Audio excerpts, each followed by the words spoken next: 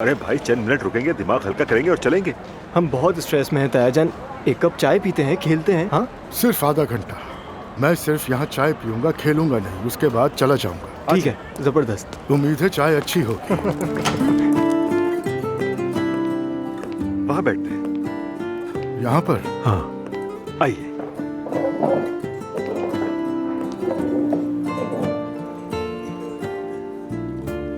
Excuse me, क्या हमें 3 चाय लाकर दे सकते हैं? बहुत शुक्रिया। Thank you. शुक्रिया।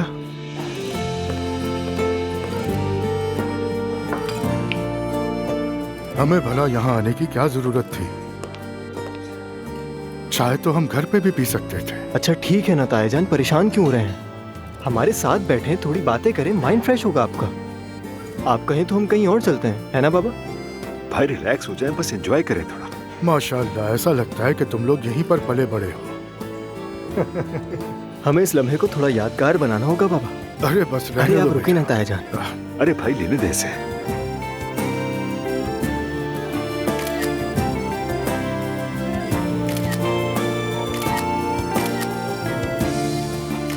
और कोई एक रैंडम सी तस्वीर भी ले लो।